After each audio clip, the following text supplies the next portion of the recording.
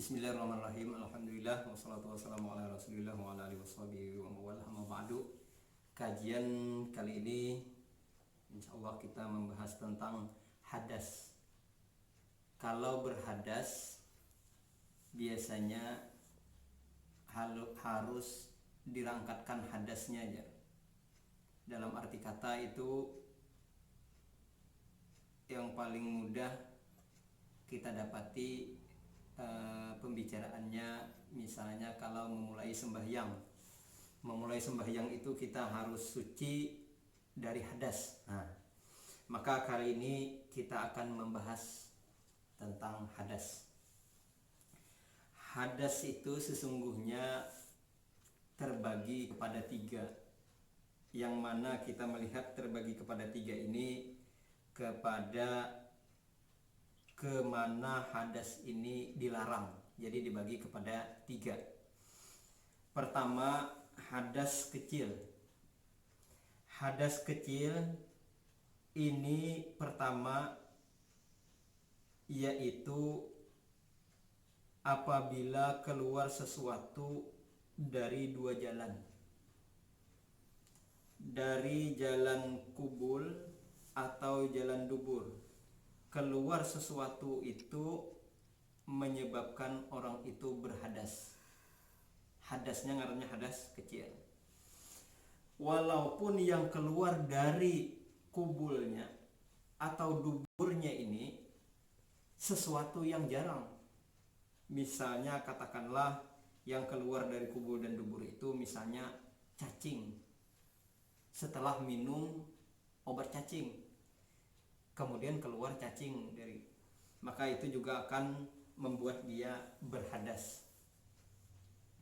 Yang kedua, daripada orang bisa dikatakan berhadas kecil apabila ia bersentuhan dengan laki-laki atau laki-laki bersentuhan dengan perempuan, perempuan bersentuhan dengan laki-laki.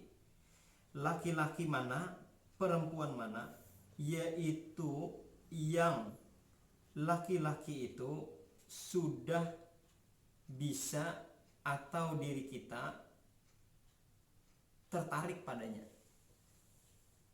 Itu disebut sudah laki-laki yang membatalkan atau perempuan yang membatalkan. Syaratnya tersentuh itu tidak pakai kain, kada tahalat, atau bersentuhan langsung kulit dengan kulit. Syarat kedua yang batal laki-laki dengan perempuan ini apabila dia bukan mahram. Kalau mahram bukan membatalkan. Yang ketiga daripada yang bisa membuat kita berhadas kecil yaitu menyentuh kubul daripada anak Adam.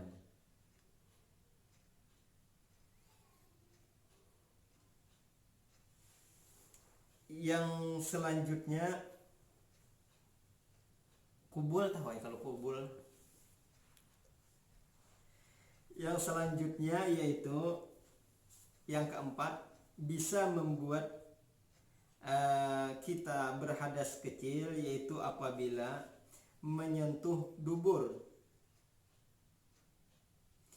Menyentuh dubur dengan baik menyentuh kubul atau dubur yang di belakang ini. Menyentuhnya itu syaratnya bisa membatalkan atau membuat kita berhadas apabila satu, dengan telapak tangan. Kalau menyentuhnya dengan siku kada batal. Atau dan juga menyentuhnya itu dengan telapak jari. Ini kan telapak jari katanya. Kalau ini kan di luar jari. Nah, menyentuhnya dengan ini, baik itu kubul diri sendiri atau kubur kubul diri sendiri ataupun manusia lain daripada diri kita, itu membuat kita menjadi orang yang berhadas kecil. Maka orang yang berhadas kecil ini, siapa tadi yang keluar sesuatu dari kubul dubur, limbah itu menyentuh, bersentuhan dengan laki-laki, dengan perempuan, kemudian menyentuh kubul dan dubur manusia atau dirinya sendiri. Yang keempat juga hilang akal.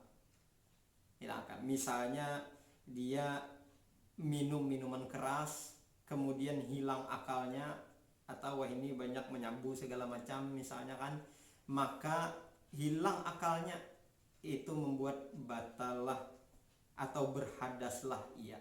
Berhadas apa ngarannya? Berhadas kecil. Dan orang yang berhadas kecil ini, itu haram baginya, kada boleh melakukan baginya 4 macam ibadah. Pertama, kada boleh sambahyang. Bila sambahyang kada membersihkan hadas kecilnya, maka hukumnya pertama kada sah, dan kedua malah berdosa. Kalau pang ada istilah biar aja kada wudu, sambahyang gin untung kada kawa, karena itu menjadi syarat melaksanakan sembahyang, kan sudah kita bicarakan. Yang kedua, orang berhadas kecil ini kada boleh atau haram tawaf. Yang kedua, menyentuh mushaf, menyentuh Quran. Kalau kita kada berwudu, itu menyentuh Quran kayak ini kada boleh, haram hukumnya. Karena menyentuh Quran itu harus orang yang berwudu. Seperti itulah yang ada di dalam pendapat mazhab imam kita, Imam Syafi'i. Yang ketiga, membawa mushaf. Al-Quran, kitab Al-Quran ini disentuh kada boleh oleh orang yang berhadas kecil. Dan juga membawanya tuh kayak apa? Ada Al-Quran ini diletakkan di dalam tas, kemudian tasnya dibawa, padahal sesungguhnya membawa Al-Quran, maka itu hukumnya juga haram. Bagi orang yang berhadas kecil, haram, kita ulangi lagi, haram baginya sholat, tawaf, menyentuh mushaf, dan membawa mushaf Al-Quran. Kemudian insya Allah kita lanjutkan pembicaraan kedua, yaitu hadas ausat, hadas pertengahan.